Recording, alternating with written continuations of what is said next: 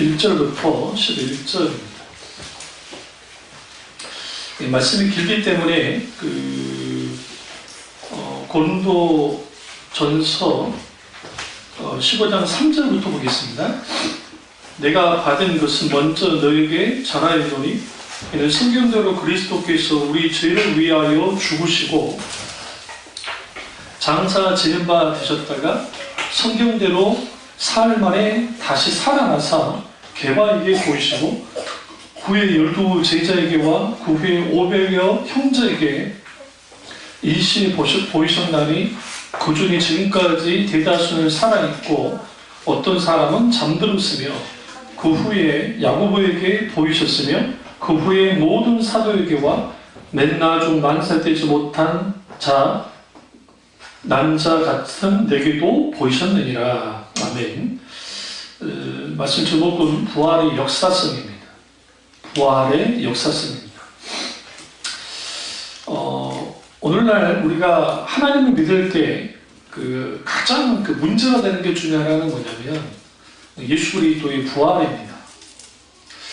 예수님이 성령으로 잉태돼서 이 땅에 태어나셨다는 것 그 자체도 문제지만 사실 죽었던 사람이 다시 살아날 수 있다라고 하는 그러한 것들이 세상 사람들의 눈에 볼 때에 아주 정말 허무맹랑하고 또 말도 안 되는 거기 때문에 그렇습니다.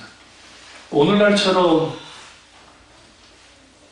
하나님을 반대하고 무신론이 가득한 세상 속에는 또 소위 과학이라는 어떤 발전을 통해서 결국은 신은 존재하지 않는다고 주장하는 사람들 입장에서는 부활만큼 허무맹랑한 게 없습니다. 그래서 역사상 늘 부활은 공격을 당했고 그리고 사도 바울이 목회하던 시기에도 이미 부활은 지나갔다, 부활은 없다고 주장했던 사람들이 성경에 보면 나옵니다. 그리고 사도 바울이 만약에 믿는 자의 부활이 없으면 우리가 믿고 있는 신앙은 이건 아주 우리는 정말 바보들이고 멍청이들이고 그리고 정말 신자의 부활과 그리스도의 부활이 없었다고 한다면 이 모든 것은 헛된 것이다 라고 말을 합니다. 그러기 위해서 기독교는 그 부활의 신앙을 떠나서는 생각할 수가 없습니다. 기독교의 모든 종교는 죽은 자의 무덤을 찾아서 순례합니다. 그리고 그걸 참배합니다. 그래서 혹자는 이걸 무덤의 종교라는 표현을 씁니다. 그러나 기독교는 죽음의 종교가 아닙니다. 기독교는 철저하게 죽음을 이긴 종교입니다. 종교로 따지면 기독교는 종교가 아니지만 그럼 종교와 기독교의 차이는 뭐냐? 종교는 인간이 만들어내는 것이고 기독교는 하나님께로부터 시작됐어요. 그러니까 기독교의 시작은 하나님의 계시를 통해서 예수 그리스도 그분 자신이 계시 자체가 되시고 또 그 말씀대로 하나님의 말씀의 계시 가운데 생겨난 게 교회이고 기독교입니다. 예수님의 죽으심과 예수님의 다시 살아나심을 사도 바울이 뭐라고 말하냐? 여기에 오늘 15장 3절 다시 보세요. 이는 성경대로 그리스도께서 우리 죄를 위하여 죽으시고 여기서 성경대로 굉장히 중요해요. 그 다음에 4절 보시면 성경대로 사흘 만에 다시 살아났다라고 성경은 말합니다. 예수님의 죽으심과 부활이 구약에 이미 예언됐습니다. 놀랍게도 어디에 예언됐을까요? 여러분 생각에 이사야? 물론 이사야에도 권한받는 종에 관련된 말씀이 나오는데 그렇긴 하지만 예수님의 죽으심과 부활에 대한 기록이 여러분은 상상할 수 없는 곳에 기록되어 있어요. 어디에 예언되어 있어요? 여러분 생각할 때 시편이에요. 시편에 예수 그리스도의 죽으심과 그리고 예수 그리스도의 부활에 대해서 정확하게 기록되어 있습니다. 메시아의 죽음에 대해서. 그리고 그와 동시에 예수님이 이 땅에 오실 것은 이제 여러 선지자를 통해서 예언됐고 또 이사야를 통해서도 이제 궁극적으로 승리하시는 예수, 부활하신 예수 그리스도에 대한 어떤 그런 것들이 실제로 이사야, 예레미야를 통해 드러나기도 하지만 우리는 현재 다시 오실 예수 그리스도, 이제 마지막 심판주로 오실 예수 그리스도를 다니엘이 인자되신 예수 그리스도가 이 땅에 오셔서 만물을 심판하신다는 말씀처럼 동시에 오늘 우리도 이제는 2000년 전에 오셨고 십자가 못 박혀 돌아가셨고 그리고 부활하시고 승천하셨던 예수 그리스도께서 다시 온다라는 것을 믿는 것이 기독교 신앙입니다. 문제는 부활을 과학적으로 설명할 수 있는가? 예수 그리스도의 이 역사성의 문제가 예수님이 사실 많은 시대에 공격을 받았습니다. 예수는 과연 역사적인 인물이었는가? 라는 공격을 믿지 않는 사람들이, 기독교를 반대하는 사람들이 공격을 했습니다. 그러나 놀랍게도 요세푸스의 기록은, 요세푸스는 유대의 역사가입니다. 크리스찬이 아닙니다. 기독교인과 상관없는 사람인데 요세푸스가 예수님에 대한 기록을 남겼고, 또 로마의 역사가 타키투스라고 하는 사람이 예수님에 대한 기록을 했습니다. 그 외에도 여러 문서 속에서 예수님에 대한 기록이 나오기 때문에 이제는 예수님의 그 역사성, 그러니까 이 세상에, 이 땅에 오셨던 예수님에 대한 역사성의 문제에 대해서는 이제 의문이 가질 수가 없습니다. 사실로서 다 받아들입니다. 이런 무신론자들도 불신자들도 똑같이 이걸 받아들여요. 문제는 뭐냐면 예수님이 죽었다 살아났다라는 게 이제 문제입니다. 그러니까 예수님께서 살아나셨다. 그것도 부활의 몸을 입고 영원히 죽지 않는 몸을 입고 살아나셨다라고 하는 이 기독교에서 말하는, 성경에서 말하는 이 내용이 오늘날 모든 이 사람들에게 뭘 가져다 주냐면 반감을 가져다 줍니다. 왜냐하면 인간이 죽어서 다시 살아날 수 있단 말인가? 그것도 십자가에 못 박혔다가, 그것도 피와 물을 다 흘렸는데 어떻게 그게 가능하단 말인가? 그것은 가짜일 것이다 라고 주장을 합니다. 이것에 대한 그 공격이 역사상 계속 있었습니다. 이 부분을 잠깐 다루고 그 다음에 제가 부활의 역사성에 대해서 구체적으로 다루겠습니다. 첫째는 예수님 십자가 못 박아 돌아가신 그 사건에 대해서는 부인하지 못합니다. 왜냐하면 역사적으로 기록이 남아있기 때문에. 그런데 이제 예수님을 향한 공격이 크게는 5개 정도, 더 많게도 있긴 하지만 크게 5개 정도 공격이 있는데, 첫째는 도적설입니다. 도적설. 우리 성경을 좀 찾아보시죠. 예, 마태복음 28장 13절을 보겠습니다. 마태복음 28장 13절입니다.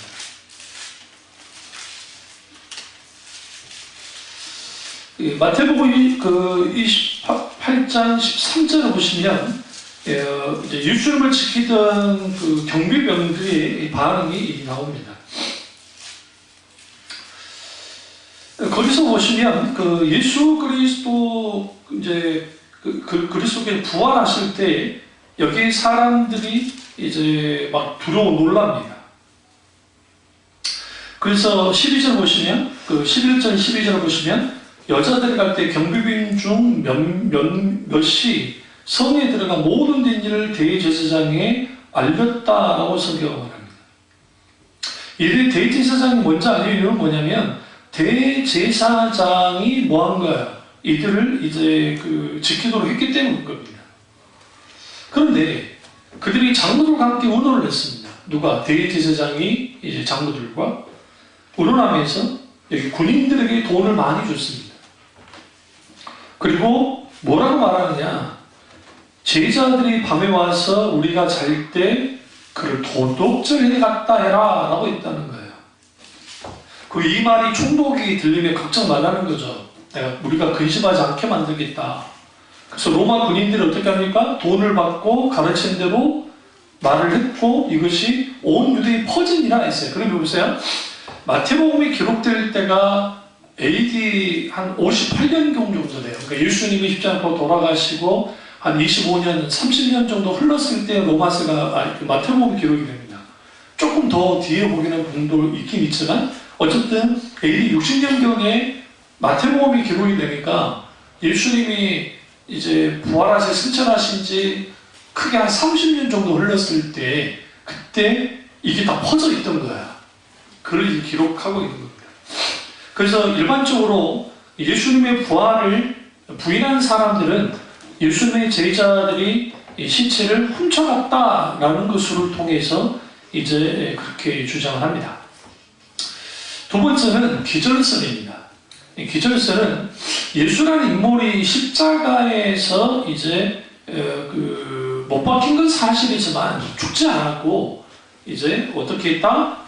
기절했었다라고 이제 그렇게 주장하는 겁니다. 실제로 보시면 그 성경에 보세요. 예수님이 이제 십자가 죽으시니까 27장 57절을 보시면 저물 때에 아르마드의 부자 요셉이라 하는 사람이 왔으니 그도 예수의 제자라. 빌라도에게 시체를 달라고 합니다. 이제 우리는 여기 한글 성경만 보면 그냥 달라라고 되어 있잖아요. 그런데 이제 헬라어나 영어 성경에 잘 나와 있는데 당돌하게 달라는 거예요. 여러분 이게 굉장히 충격적인 거예요. 보세요.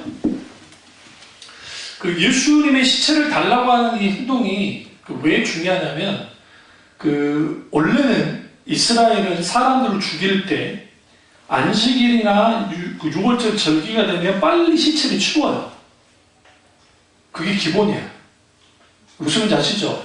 안식일이나 그 다음에 6월절 절기가 되면 이게 부정하다고 생각하기 때문에 사형수들은 무조건 그냥 시체를 내려다가 뭐하는 거냐 딱 치워요. 그런데 일부러 바리새인들과 대제사장들이 일부러 예수님의 시체를 안 치운 거예요. 그 이유는 뭐냐면 세밥이 되게 하는 겁니다. 딱 사람이 죽잖아요. 그러면 우리나라 까치라든지 까마귀, 까치가 시체도 파먹어요. 까치는 잡식이기 때문에 까마귀도 마찬가지죠. 사실은 까마귀가 좀 더 깨끗한 이제 새고요. 까치가 아주 정말 대단한 애들입니다. 왜냐하면 독수리한테도 달라들고요. 매한테도 달라들고요. 이런 못 보셨죠? 저는 어렸을 때 많이 봤어요. 엄청난 매가 우리 산 쪽으로 오잖아요. 그러면 까치들이 몰려가가지고 그걸 아주 아작을 해요. 그리고 매가 막 도망쳐요. 그만큼 싸나와 애들이요. 집단으로 붙으니까. 그러니까 당연히 예수님의 시체가 어떻게 되기를 원했냐면 훼손되기를 원하는 거예요. 왜? 예수님은 나무에 달려 십자가 죽으셨죠. 신명기에 뭐라 했나요? 나무에 달려 죽은 자마다 하나님께로부터 저주받은 자가 있고 또 하나가 있어요. 또 하나가 뭐냐면 저주받은 자는 동물에 의해 시체가 훼손되도록 놔둔 거예요. 그러니까 예수님의 시체가 훼손이 돼야 돼요. 내가 놔둔 거예요. 그런데 바리새인이었던 예수님의 제자이자 바리새인이었던 니고데모가 나선 거예요. 그리고 뭐라고 하느냐? 예수님 시체 달라 합니다. 이때 이제 빌라도의 표현이 굉장히 중요합니다. 58절 빌라도에 가서 예수 달라고 하니까 가져다가 빌라도에 내주라고 했어요. 우리 이것만 보면은 별 문제 없나 보다 생각하는데 마가복음 15장을 가보세요. 마가복음 15장. 마가복음 15장을 가보시면 마가복음 15장 42절에서 47절까지를 보시면 33절에 아리마데라 사람 요셉은 니고데모 이름이에요. 그러니까 니고데모라는 이름이 니고데모 요셉은 그 사람 이름이에요. 당돌이 빌라도에게 달라 합니다. 예수님의 시체를 달라고 하니까. 이 사람이 존경받는 공효인이었기 때문에 빌라도가 함부로 볼 수가 없었어요. 이때 44절이 중요합니다. 빌라도가 예수께서 벌써 죽었을까 하고 이상히 여겼습니다. 그러니까 안 죽었을 거라 생각하는 거예요. 왜냐하면 6시간 만에 죽는 게 좀 이해가 되지 않았던 거예요. 그럼 이제 우리가 십자가 처형을 좀 이해하셔야 돼요. 우리가 흔히 생각할 때 십자가 처형이 왜 공포스럽고 두렵냐면 십자가 처형은 사람을 서서히 죽이는 처형이에요. 그러니까 빨리 안 죽여요. 우리 못 빼는 게 우리는 정말 겁나잖아요. 못 빼는 거. 이게 가장 사람한테 그러니까 그 사람에게 자비를 베풀어 주는 거예요. 응? 그러니까 우리가 그냥 보기에는 못 빼는 게 아주 이게 두려운데 이게 찰나로 끝나는 거예요. 그냥 순간으로. 교수형은 고통 당해야 되잖아요. 교통 당해야죠. 그러니까 그래서 고안해낸 게 우리 중세 영화 같은 데 보시면 단두대 있죠, 단두대. 프랑스에서 단두대 만들었잖아요. 이게 줄을 탁 끄면 뿅 내려가잖아요. 이거 탁 하고 튕겨 끝나버리잖아요. 우리나라는 누가 목을 베어주나요? 망가지님께서 어마어마한 칼을 달고 그걸로 목을 쭉 빼준다. 그거는 그 사람들의, 그러니까 그 사람이 죽을 죄를 졌어도 그렇게 죽인다는 거야. 그런데 대역죄인들은 그렇게 안 죽여요. 우리 너무 사극을 너무 쉽게 보는데요. 대역죄인은 그렇게 죽이는 게 아니라 있는 고문 없는 고문 계속해요. 그리고 사지를 찢어 죽여요. 그 소를 네 마리를 가져다가 네 팔에 줄을 잡고, 그리고 뭐 하느냐, 줄을 잡고 난 다음에 사방에서 끊어요. 동시에. 그리고 여기가 팔이 이렇게 쭉 나가면서 여기 그 심장에 무리가 오겠죠? 그러면서 뼈 마디마디가 끊어지면서 죽어요. 그 고통을 상상 초월합니다. 그러니까 그렇게 죽이는데 십자가처형보다 못해요. 왜 십자가처형보다 못하냐면 십자가처형은 그 사람이 죽을 때까지 매놔둔, 그 전에 뭐부터 하느냐? 채찍으로 때려요. 온몸에 피가 나는 자죠. 죽을 만큼 때리진 않아요, 절대로. 그리고 나한테 몰려요. 그러면 이제 못을 박는다, 무조건 못을 박는다고 생각하는데 못을 박는 경우도 있고 못을 일부러 안 박는 경우도 있어요. 못을 안 박아 놓으면 피가 흐르진 않겠죠. 그러나 계속 그 상태 있잖아요. 그러면 사람마다 다릅니다. 뭐 이틀 만에 죽기도 하고 일주일 버티는 사람도 있어요. 이 똑같은 일을 일본 놈들이 했어요.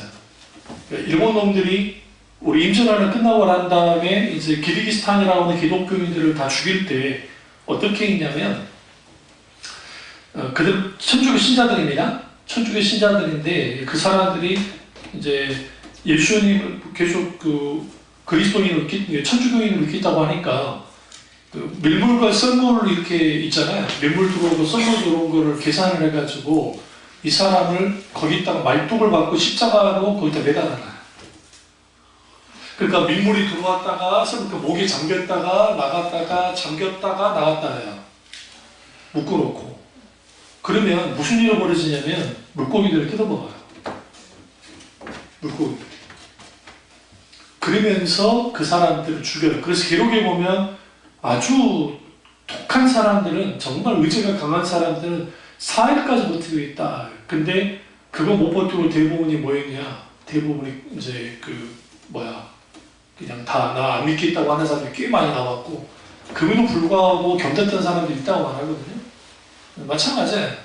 그럼 예수님의 케이스는 좀 다른 게, 예수님은 아주 그냥 죽여놨어요. 아주 너무 심할 정도로 매를 때렸단 말이에요. 근데 이제 예수님이 좀 이제 우리 주로 영화를 보면 십자가를 이렇게 메고 올라가잖아요. 그거는 이제 헐리우드가 만들어낸 상상의 작품이고, 이제 그 처형장소에는 수직으로 있는 종으로 되어 있는 엄청 큰 말뚝이 박혀 있거나 나무가 있습니다. 그러니까 일반 나무에 주로 박아요. 나무에. 그러면 주로 뭘 두고 이제 올라가게 하냐면 종으로 된 십자가. 그러니까 우리 생각하면 나무 우리 군대에서 목봉 일 하듯이 그러니까 나무 하나를 갖다 이렇게 들고 올라가는 거예요. 지고. 근데 예수님이 성경 보시면 워낙 많이 맞으셨고 하다 보니까 쓰러지니까 이제 길을 가다가 잡혀서 고린도 시몬이 그걸 들고 올라갑니다. 들고 올라가서 이제 그걸 설치를 하죠. 할 때 예수님은 여기 손을 받고 그다음에 발을까지 밟아요. 망치질을 해요.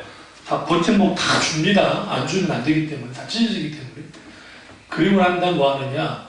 예수님을 어떻게 이제는 최대한 극한의 고통을 당하게 하면서 죽이려고 그렇게 하는 거예요. 그게 십자가처형이에요. 이 십자가처형을 했는데 이제 자주 처형을 했으니까 이 군인 출신 빌라도가 모를 일이 없어요. 그러니까 벌써 죽었냐? 그럴 일이 없다 하면서 이제 뭐 하느냐? 이제 물어본 거예요. 여기서 백부장이 나옵니다. 이 백부장은 누구냐면 예수님이 처형당할 때 그걸 진두지휘했던 사람이에요. 딱 보니까 죽었다라고 하니까 내어줬어요. 그러면 성경의 기록에 보시면 이제 마태복음이나 그런 데를 쭉 보시면 예수님이 딱 죽으세요. 돌아가시니까 이제 그 백부장이 어떤 일을 하냐면 이 창으로 예수님의 이제 운명하시고 난 다음에 창으로 배를 찌릅니다. 그 이유는 뭐냐면 확인서잖아요. 반드시 죽여요. 그러니까 물과 피를 다 쏟았다라고 성경말해요. 죽은 게 확실하단 말이에요. 그러니까 기절설은 있을 수가 없는 겁니다.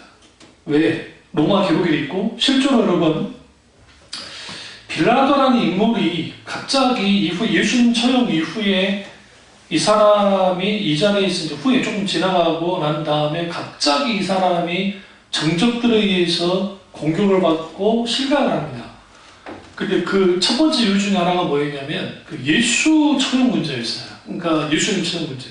그러니까 여러분이 역사를 모르니까 그런데 이제 그런 기록들이 있어요. 예수님을 처형한 것을 정적들이 이제 딱 들여다보니까 이게 예수라는 인물을 처형할 게 아니고 바라바라는 인물을 처형했어야 된다는 거예요. 왜냐하면 바라바라는 인물은 우리로 말하면 그러니까 쿠데타가 아니라 그 나라 독립을 위해서 그러니까 이스라엘 입장에서는 좋은 사람이에요.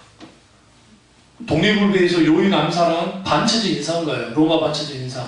근데 그 사람 살려주고 예수를 죽였다. 이거는 말도 안 되는 것이다. 그래서 이제 그 후에 문제가 됐다는 그런 기록들이 있습니다. 그러니까 그런 것처럼 예수님의 십자가의 죽음은 결코 기절하지 않았고 죽으신 게 분명하다는 겁니다. 또 하나는 바꿔치기예요. 그 예수님의 제자 중에 예수님과 비슷하게 생긴 사람이 있었다는 거예요. 제자 중에. 그래서 예수님이 잡혀갈 때 예수님은 쑥 빠지고 이제 그 사람이 가서 죽었다는 이제 주장이 있습니다. 그리고 그런 다음에 짜잔 나타나가지고 내가 부활했다 했다는 게 이제 그렇게 주장하는 게 있고요. 그건 말도 안 되는 거고요. 그리고 이거 있죠. 그 영주주의자들이 이단들입니다. 이단들의 주장은 뭐냐면 예수가 십자가에서 죽을 때 그 예수는 영적 예수가 죽은 게 아니고 그가 십자가 죽기 직전에 영적 예수는 하늘로 올라갔다라고 주장합니다. 이걸 가이언스라는 표현을 쓰는데, 그러니까 예수님이 성령으로 잉태된 게 아니고 그런 게 아니고 예수가 공생애를 시작하기 직전에 하늘에 있는 영적 예수가 이 땅에 내려와서 그때 그 성령과 함께 그 예수 안에 들어갔고 그 예수가 십자가에서 죽을 때 그 영적 예수는 빠져나오고 죽었다고 주장하는 게 영주주의 이단들의 주장입니다. 이 비슷한 주장을 누가 하냐면 통일교라든지 지금 여기 안상홍이라든지 이런 주장들을 그대로 가져와서 해요. 왜? 예수는 실패자라고 만들어야 되니까. 그래야 자기들이 메시아가 될 수 있기 때문에 그런 주장들을 합니다. 그 다음에 또 하나의 주장은 뭐냐면 여자들이 무덤을 잘못 찾아갔다는 주장이에요. 원래 예수님은 거기에 묻혔는데 잘못 찾았다는 거죠.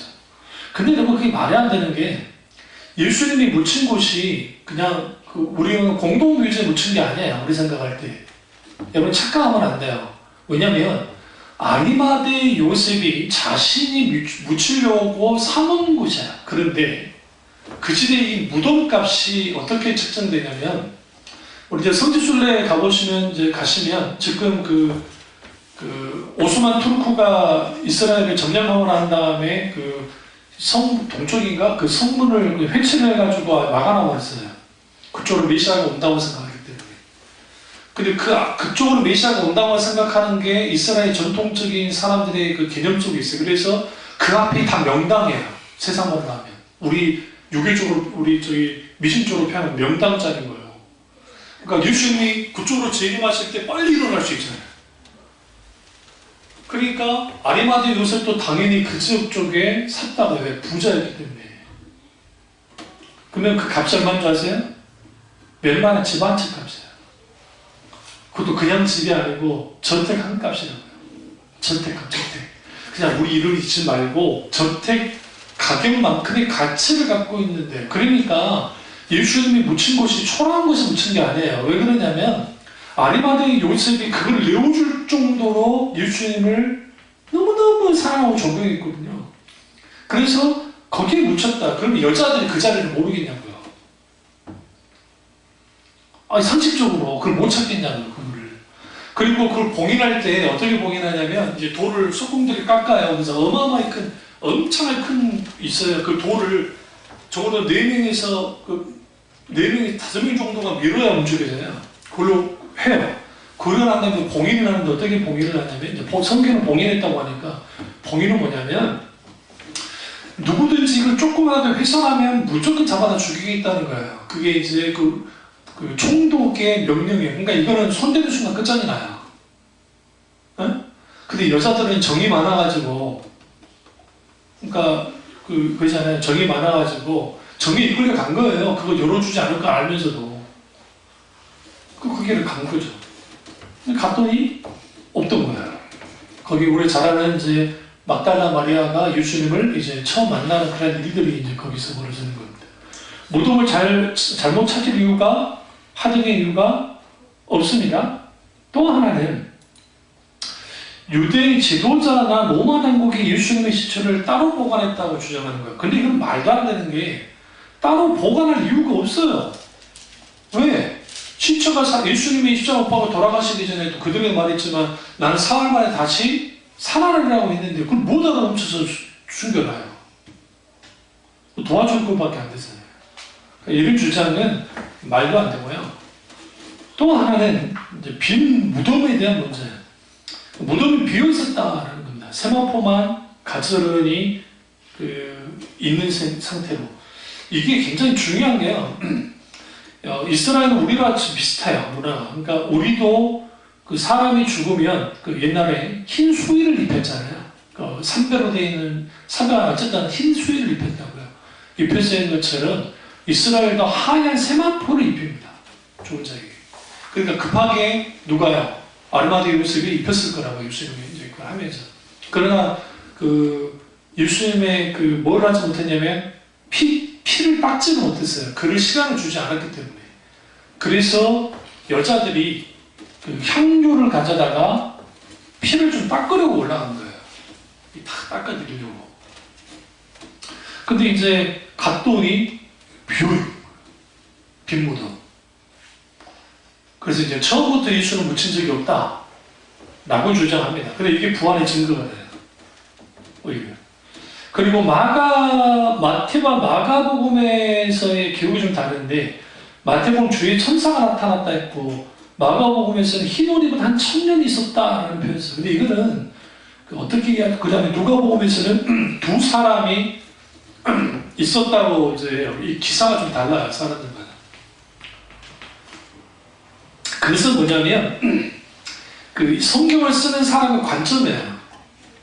어디에다가 중요도를 주냐에 따라 그렇게 기록을 해요. 그러니까 그렇기 때문에 이거는 문제가 되지 않고요.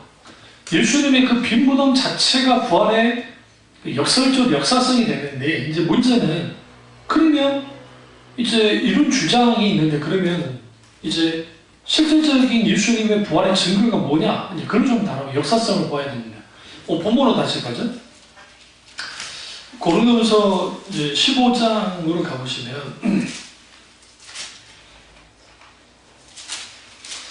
15장에 5절을 보세요. 게바에게 보이시고 후에 12 제자에게와. 여기서 우리 여자분들이 좀 분노하셔야 돼요. 왜 분노하셔야 되냐면, 가장 먼저 예수님을 만난 사람이 누구냐? 여자예요. 우리 이런 성경 들어보셨죠? 말달라 마리아가 예수님을 만져요. 그러니까 만지지 마. 내가 아직 뭐 하지 않았다 했어요. 그렇게 되지 않았어 라고 막 그런 표현을 쓰잖아요. 그러니까 여자가 부정하기 때문에 그런 것이다 라는 식으로 막 설교를 목사님들이 하세요. 근데 성경이 다 오해서 나온 거예요. 그건 아니고요. 막달라 마리아의 이 행동은 어떤 행동이었냐면요, 예수님을 아주 그냥 이 땅에 주지 않게 하고 싶었어요. 그러니까 잡은 게. 예수님은 아직 사역이 끝나지 않았다고 말씀하시는 거예요, 지금. 그러니까 네가 돌아오니까, 네 같은 것이 나를 만졌으니까 나는 더 돼야 돼. 그 차원이 아니고, 예수님은 지금 사역을 더 하셔야 돼. 왜? 40일 동안 또 하나님 나라 몸을 전하시고 순찰까지 하셨기 때문에 그런 의미에서 너 지금 맞으면 안 돼. 근데 이제 막달라 마리아 입장에 예수님이 다시 부활하는 게 너무 좋고 이 세상에 살아왔으면 좋겠어. 이게 다 잡은 거야. 어디 가지 못하게. 그러니까 놔라. 맞아, 내가 할 일이 남아있어. 응? 그러니까 막달라 마리아가 부정한 게 아닙니다. 여자라서 부정해서 그런 게 아니라고요. 그건 성경을 좀 잘못 이해하고 있는 거예요. 그러면 이제 거기서 그 막달라 마리아가 가서 먼저 봤는데 왜 그러면 여기 사도 요한 누굽니까? 이 사도 바울이 여자애들에 대해서 말하지 않았냐? 이렇게 그 문화를 담고 있어요.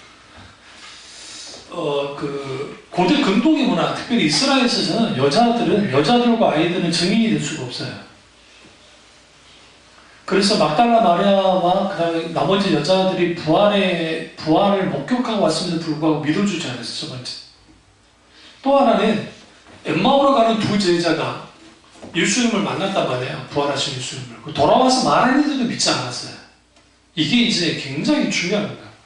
그러니까 예수님의 제자들의 입장에서도 예수님의 부활이 믿어지지 않는 일이었어요. 아니요, 믿어지지 않는 일이 아니라 믿을 수 없는 일이었어요. 더 말씀드릴까요? 절대로 일어날 수 없는 일이었어요. 그들에게 있어서. 근데 가장 먼저 막달라 마리아가 예수님 부활했다고 말하는 거야. 난 목격했다고. 이거 하나 말씀드리지 않았네요? 그 집단 히스테리라고 주장해요. 부활, 없었다. 집단 히스테리. 이 집단 히스테리라는 게 뭐냐면, 어떤 충격적인 사건을 딱 경험을 하잖아요. 그러면 사람들이 그렇게 집단적 히스테리가 있으면 그게 그런 줄 아는 거예요. 그게 집단 히스테리. 근데 히스테리는 용서하세요? 남자에게는 없고 여자에게만 있어요.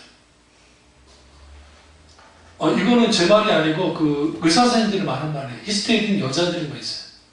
그 남자에게는 뭐가 있느냐? 지랄 총장자가 있어요. 다른 거 보고 지랄 총장자가 있고 여자에게는 히스테리가 있죠. 그러니까 남자들이 그 히스테리에 빠질 이유가 없어요. 왜? 목격자는 남자들이 많아요. 그런 의미에서 그것도 웃긴 거고요. 또 하나는 거짓말했다는 거예요. 그러니까 거짓말.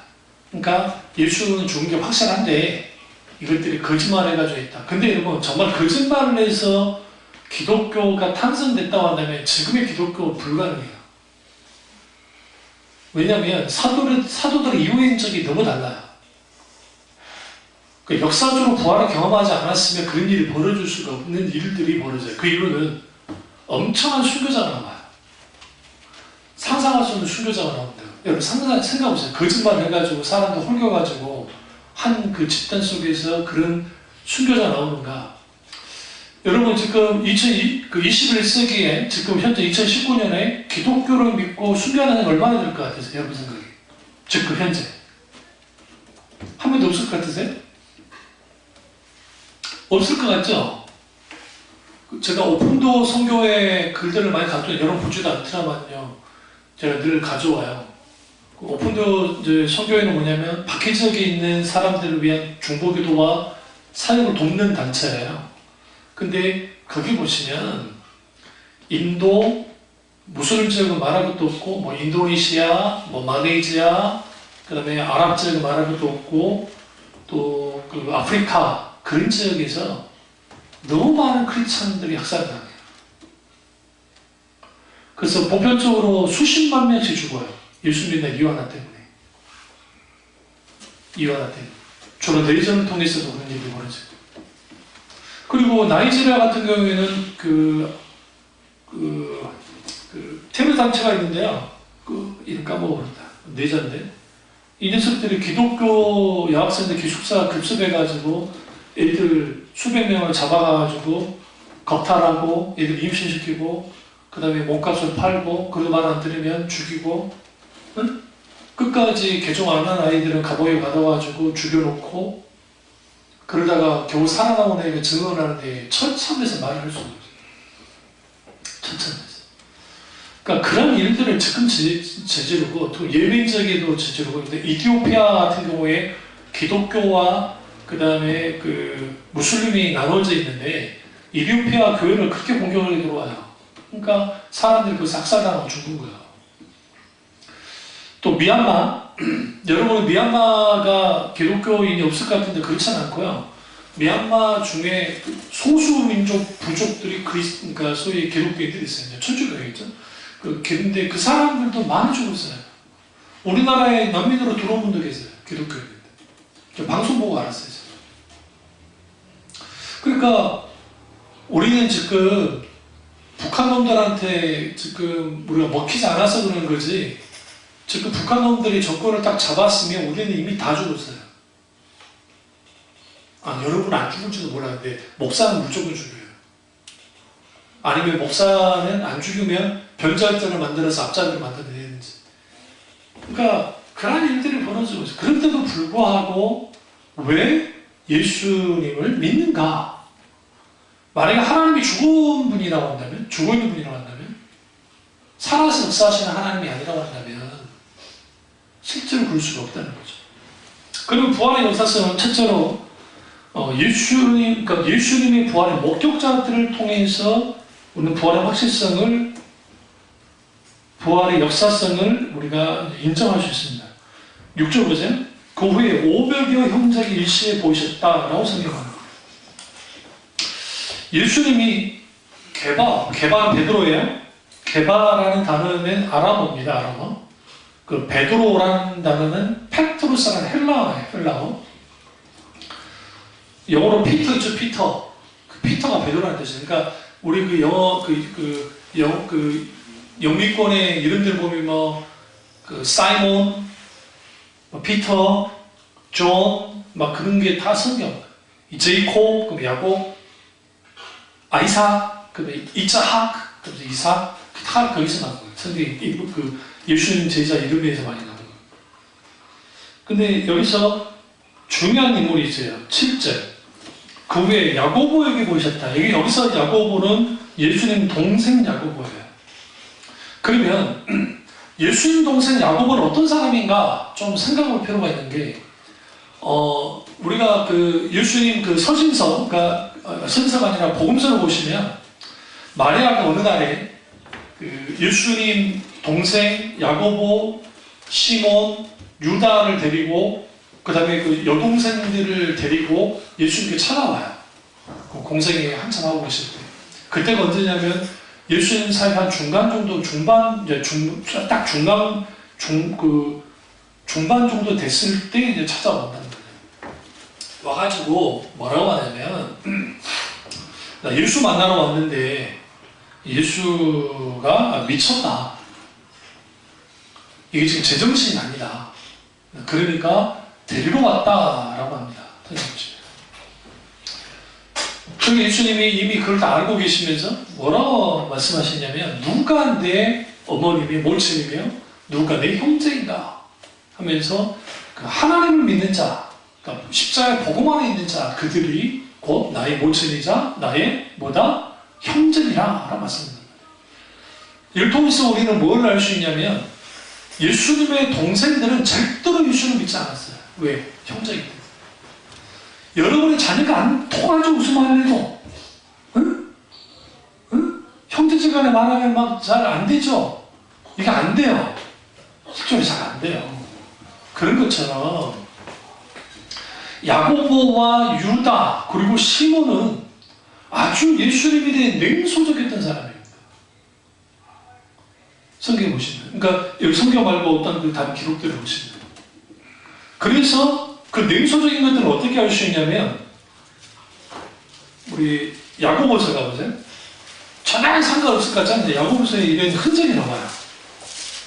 어떤 흔적이 나오냐면, 히브리서 뒤에 있어요. 야고보서 그 1장 1절 보세요. 하나님과 주 예수 그리스도의 종 야고보는 흩어져 있는 12지파에게 문안하노라. 여기서 아주 중요한 말을 해요. 하나님과 주 예수 그리스도의 뭐라고요? 종. 형한테 종이라 할 수 있어요? 물론 예수님과 육신적인 형제들은 완전히 다릅니다. 아버지가 다릅니다. 엄마는 똑같아요. 왜? 예수님은 성령이 되었기 때문에. 응? 육신의 아버지였던 법적인 아버지였던 요셉으로 말미암아 예수님이 태어난 게 아니에요. 성령을 통해 됐기 때문에. 엄마가 똑같아, 엄마만. 그런데 뭐라 야고보가 종이라고 해요. 이 말은 그 뭘 의미하냐면 야고보가 잘 생각해보세요. 예수님 미쳤다 생각했고 우리는 마리아를 카톨릭에서 어마어마하게 떠받들잖아요. 성모 마리아요. 무홈시태 그래가지고 성모마는 무홈하대. 심지어 56년에 성모마는데 승천까지 했대. 응? 이번에 그 프랑스 그 노트르담 성당이 그 불탔잖아요. 그 위에 종탑, 나무 종탑이. 그때 이번에 SNS에 그 동영상 나온 거 보셨어요? 그림? 예수님이 나타났다고? 보신 분? 아주 관심이 없으시는구만. 그 예수님이 불길 속에 나타났대요. 그래서 이제 제가 이게 방송에서 나왔어요. TV 방송에도. 두 개 그림을 딱 보여주더라고요. 한쪽은 그냥 불타고 있는 그거. 그 다음에 밑에는 동그랗게 이렇게 해가지고 이 부분이 다 예수님이랑 또 보니까 좀 구울 것 같아. 응? 그래서 신의 은총이 있어서, 예수님의 은총이 있어서 그 노트르담 성당이 불타지 않았다. 안쪽이. 그걸 다 됐다. 라고 막 누가 써놨다. 그래서 막 이제 위로하고.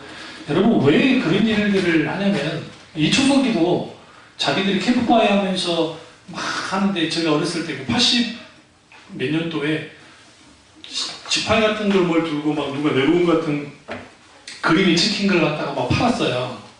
제가 그걸 어떻게 또 구입해가지고 봤었는데, 막 우리 어머니 집 어딘가 처박혔을지 몰라요.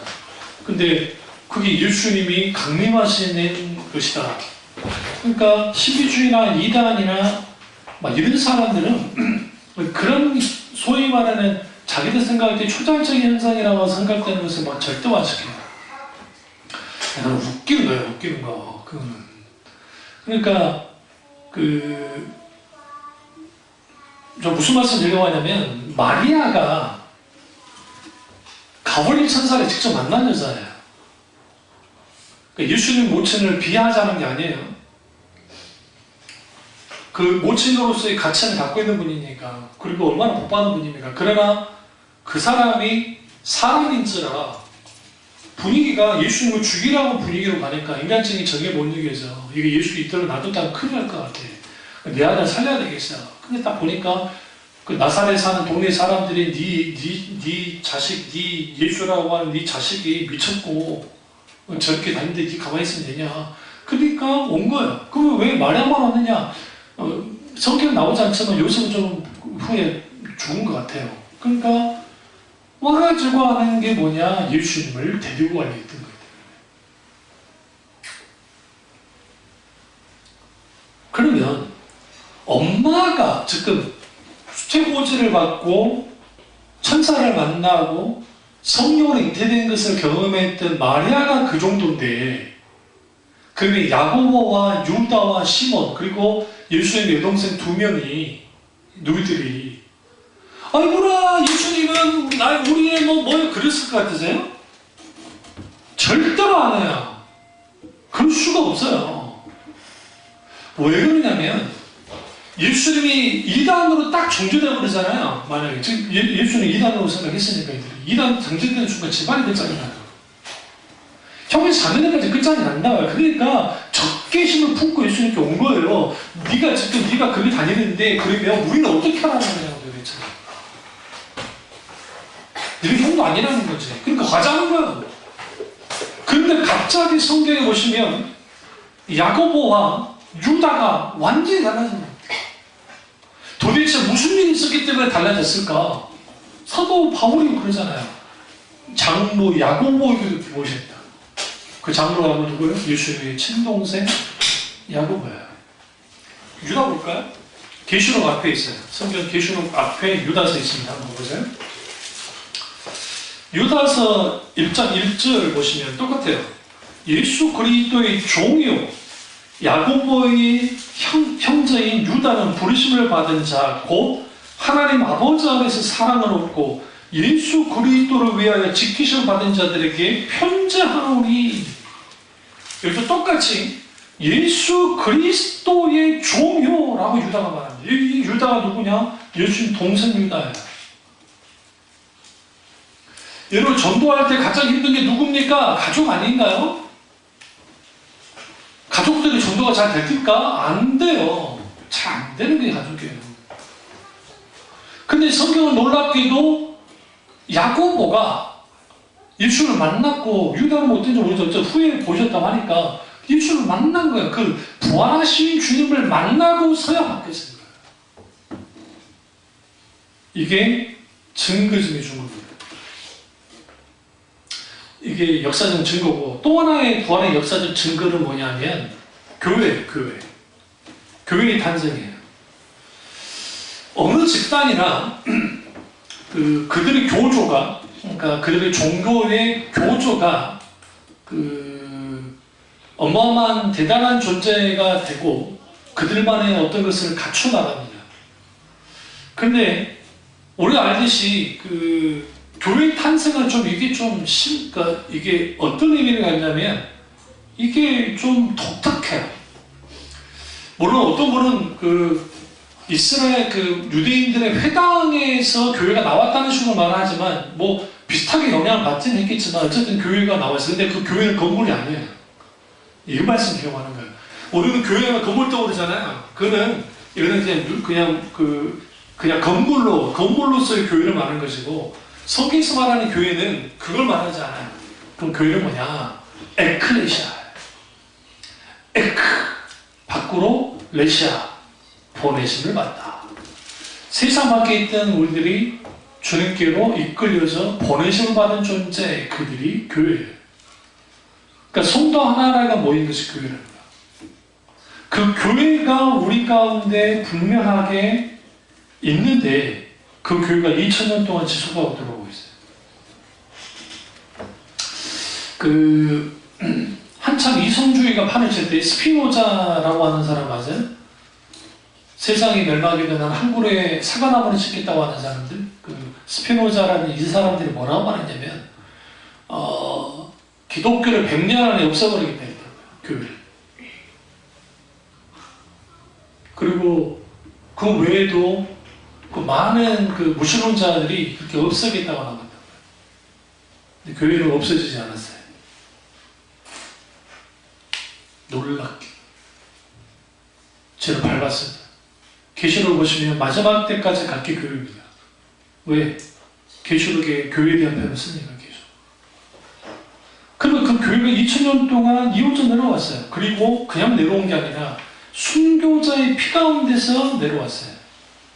우리 이제 일본 교인들을 무시하는 경향이 있는데 그들의 수가 적으니까 일본 교인들 뭐 별것도 아니야. 우리가 완전 달라요. 그들의 신앙생활은 이미 선조들로부터 내려오는 그 사람들이 좀 독특한 게 있는데, 그러니까 본용주의나 그런 영향을 받지 않고 개혁주의 영향을 받은 그런 분들은 목숨을 겁니다. 뭐 설교를 듣거나 할 때 태도 완전 달라요. 완전 다르다고요. 예배 드리고 기도하고 말씀을 읽고 그걸 생명을 걸면서 그렇게 해요. 그래서 일본 사람들의 특징이 그럴 수도 있겠지만 믿는 게 달라요. 우리는 건성건성해요. 우리나라 뭐 예배 드릴 때 보세요. 예배 드리는 태도들 보시면 이게 장난 아니잖아요. 말도 안 되고.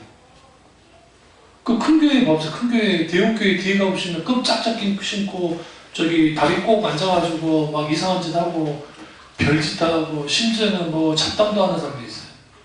우리 교회는 워낙 커가지고 그럴 수가 없어서 그렇지만, 응?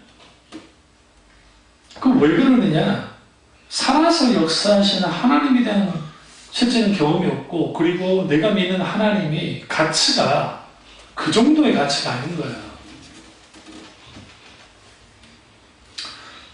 세 번째로 부활의 증거 중에 하나는 뭐냐면 살아서 역사하시는 하나님을 만나기 때문이에요. 경험하기 때문에. 인격신수를 만나요. 지금 현재 하나님이 무슨 일을 하고 계시냐면 무슬림 지역에 하나님 핵폭탄을 터뜨렸어요. 여기서 핵폭탄은 진짜 핵폭탄이 아니라 그 강력한 성령의 역사의 핵폭탄을 터뜨렸는데 그 대표적인 게 무슬림들이 갑자기 예수를 만나는 거예요. 갑자기. 그러니까 뭐 선교사가 와서 막 해준 것도 아니고 갑자기 꿈에서 나타나기도 하고 갑자기 환상 가운데 예수를 만나기도 하고 실제로 또 이맘이라고 하는 이슬람 그 이맘, 그 예배 인도자, 우리로 말하는 목사 같은 사람인데 그 사람들이 갑자기 예수를 만나기 시작하고 그래서 그 사람들이 개종을 해버려요. 그러다 핍박받고 죽기도 하고 이 일들이 있음을 통해서 예수 그리스도 그분이 살아서 역사하는 하나님이라는 것을 분명히 알 수 있어요. 우리 신앙 점검하셔야 돼요. 여러분 부활신앙이 그냥 있는 게 아니에요. 부활이라는 뜻은 아나스타시스라는 그 헬라어 단어인데 이건 아나스타시스는 그 부활신앙이 없으면 우리의 모든 신앙이 끝장입니다.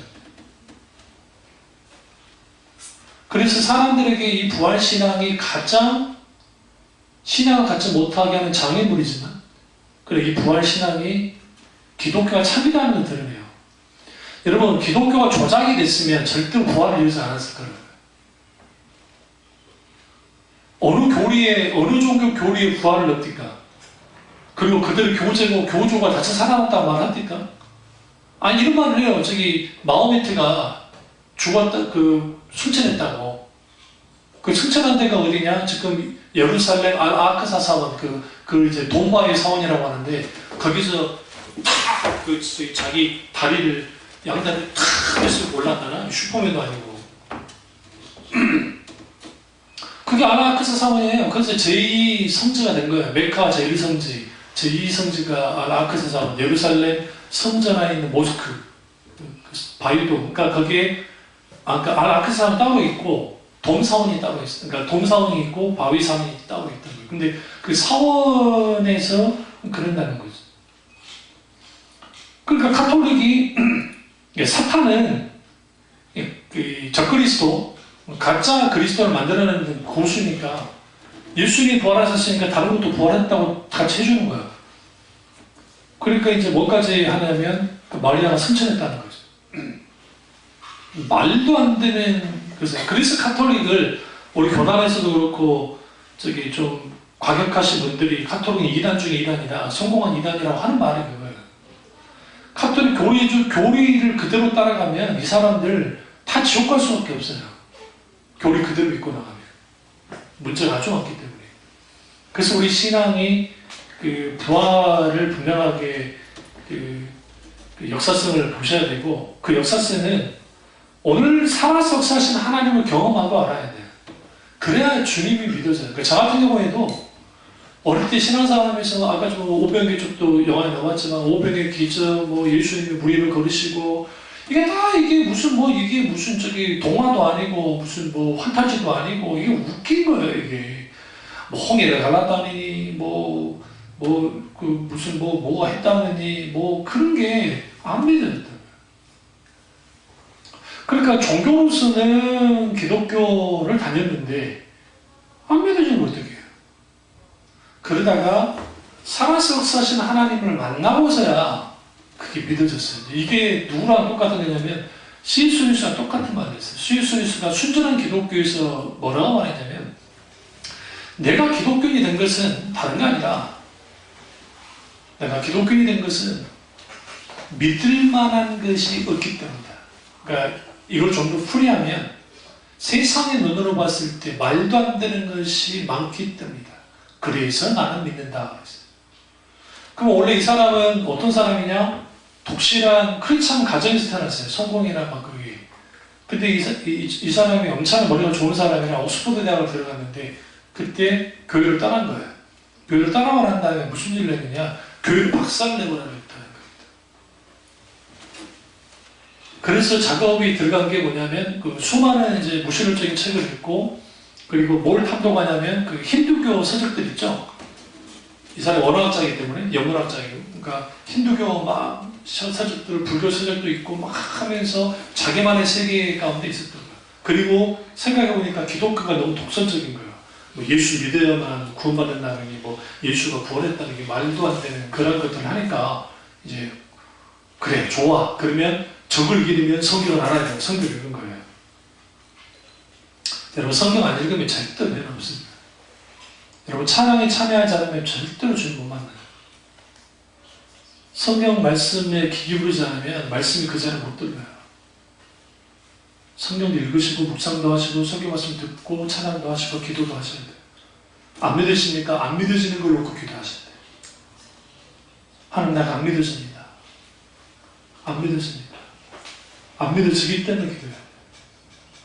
그러니까 그렇게 하면 그 C.S. 루이스가 몽골을 찾는데도 처음 성경 읽었는데 먼저 모르겠다는 거예요. 그래서 한번 다시 더 읽어보자. 읽다가 살아서 역사하신 하나님을 만났어요. 그리고 그에게 어두워졌던 눈들이 확 열렸습니다. 돌킨이, 반지의 제왕을 쓴 돌킨이 후에 크리스찬이 됐는지 안 됐는지는 모르겠지만 그 돌킨이 쓴 반지의 제왕의 그 모티브는 기독교 세계관이 들어가 있습니다. 핵심은 뭐냐? C.S. 루이스와 친구였기 때문에 두 사람이 정말 많이 이야기를 나눴대요. 여러 이야기를. 그래서 돌키 둘이 이제 약속하기를 하나는 연대기적인 소설을 쓰고 판타지 소설을 쓰고 하나는 이제 다른 식의 소설을 쓰자 했는데 돌킨이 먼저 소설을 쓰는 바람에 지금의 나니아 연대기적 소설을 쓴 거예요. 그러면서 돌킨이 거기서 뭘 갖고 딱 들어왔냐면 그게 굉장히 핵심이 있는 거예요. 모든 인간이 절대 만지를 없애려고 하지만 인간의 본chất 못 없앤다는 거예요. 결국은 프로도가 그 앞에까지 갔는데도 못해요. 물론 이제 그 작가의 상상의 장치 속에서 골룸이라는 존재를 통해서 이제 우연으로 해서 된 걸로 하지만 기본적으로 뭘 갖고 나가냐면 인간은 결국 본래 선을 위해서 간다 할지라도 그것을 그걸 온전히 이룰 수 있는 그런 능력은 없다는 거야. 보이지 않다는 거야. 그래서 그 제3자의 어떤 은혜가 없으면 그게 이제 메시아든 하나님이든 그걸 기독교에서는 세계관을 읽어드릴 수가 있어야 돼요. 그 영화를 보면. 근데 여기서 우리는 뭘 봤냐면 C.S. 루이스가 하나님을 믿게 된 배경이 거기 말씀에 인격에서 하나님을 만났고 그래서 된 거고 배너를 썼던 작가도 말할 것도 없고 기타 등등 하나님의 사람들 중에 그런 사람들이 많습니다. 반대 경우가 있어요. 목사 아들인데 하나님을 절대적으로 배격했던 사람들 알베르 까미, 니체, 칸트, 헤겔, 대표적인 목사들이 마르크스에게 강한 영향을 끼친 사람이 찰스 다윈이에요. 진화론에 영향을 줬던 또 위에 있는 포에르바라든지 기타 등등 여러 사람들이 있어요. 그 사조가 있습니다. 그 사조 속에 영향을 받고 나와서 있어요. 그래서 교회 안에 있어도 살아서 역사하신 하나님을 인격적으로 경험하여 알지 못하면 어떤 존재가 되어버리냐면 부활은 고사하고 진정한 신앙을 가질 수가 없어요. 그래서 우리는 반드시 뭐 해야 되느냐? 하나님 앞에 깨어 기도해야 되고 분명하게 부활신앙을 가져야 됩니다. 그리고 좀 늦었어도 고린도전서 15장 13절과 19절을 좀 보겠습니다. 고린도전서 15장 13절과 19절을 보시면 만일 죽은 자의 부활이 없으면 그리스도 다시 살아나지 못하였습니다. 그리스도께서 만일 다시 살아나지 못하였으면 우리가 전파하는 것도 헛것이요 또 너희 믿음도 헛것이며 또 우리가 하나님의 거짓 증인으로 발견되니 우리가 하나님이 그리스도를 다시 살리셨다고 증언하였습니다. 만일 죽은 자가 다시 살아나는 일이 없으면 하나님이 그리스도를 다시 살리지 아니하셨으리라. 만일 죽은 자가 다시 살아나는 일이 없으면 그리스도도 다시 살아나신 일이 없었을 터이요 그리스도가 다시 살아나신 일이 없으면 너희 믿음도 없것이고 너희가 여전히 죄 가운데 있을 것이요 또한 그리스도 안에서 잠자는 자도 망하였으리니 만일 그리스도 안에서 우리가 바라는 것이 다만 이 세상 삶이 뿐이면 모든 사람 가운데 우리가 더욱보다 불쌍한 자입니다. 우리 모든 사람들 불쌍한 사람이 부활이 없습니다. 교회 나와가지고 또 헌금되고 시간 들여서 여기서 만일이라고 하는 이 가정법의 이 단어가 무려 6번 나와요. 영어의 if, 그 다음에 한국어의 가정법은 이게 어떨 때 가정이에요? 만약 뭐뭐 하다면 믿어지지 않으니까 가정법 쓰죠. 일반적으로는 잘 믿어지지 않아요. 근데 이거는 성경을 읽을 때 절대로 그런 식으로 읽으면 안 돼요. 그러니까 여러분이 이 한글 성경을만 읽어버리면 사도 바울이 마치 이 만일 이 부활이 없으면 우리 이런 거야. 분명히 그냥 읽을 뉘앙스는 그런 뉘앙스 분명히 통권이 있어요. 그러나 헬라어 가정법은 이거와 좀 달라요. 완전히 달라요. 어떤 게 다르냐면 그런 의미도 있지만 헬라어 가정법은 뭐냐면 강조할 때, 확실할 때 가정법을 써요. 그러니까 우리랑 좀 어느 측이가 달라요. 이게 너무나 확실하기 때문에 가정법을 쓴다고요. 만일이라는 가정법을 쓰는 거예요. 그러면 본도 교인들이 이 부활에 대한 이 글을 딱 볼 때 우리 생각처럼 만일 천국이 없으면 어떡하지? 만일 하나님이 없으면 어떡하지? 만일 지옥이 없으면 어떡하지? 만일 뭐 구원받지 못했으면 어떡하지? 만일 부활이 없으면 어떡하지? 그런 식의 좀 의심을, 회의감을 가지고 있는 그런 식의 가정법이 아니라 헬라어 가정법은 확실할 때, 확실하게 마침표를 찍을 때 가정법을 써요. 뭘 의미하느냐? 부활은 확실히 있다는 거예요. 이게 얼마나 그 문학적으로, 언어학적으로 이게 얼마나 멋진 글이냐면 이것을 통해서 사도 바울이 뭐라고 말하냐면 고린도 교인들아, 초대교회 교인들아, 예수 그리스도의 부활, 그리고 신자의 성도의 부활은 뭐다? 진리이자 확실한 것이다. 그러니 뭐야? 흔들 필요가 없다는 거예요. 그거 가지고. 그럼 왜 이 글을 썼느냐? 부활이 없다고 하는 사람들이 나왔단 말이에요. 부활이 없다고 하는 사람. 그래서 우리가 분명하게 이 사도 바울의 이러한 증거를 통해서도 우리는 뭘 할 수 있느냐? 예수님의 부활을 할 수 있습니다. 그래서 우리가 부활 신앙의 굳건히 서는 저와 여러분 되시기를 주님으로 축원합니다. 기도하겠습니다. 기도하실 때 우리 이 말씀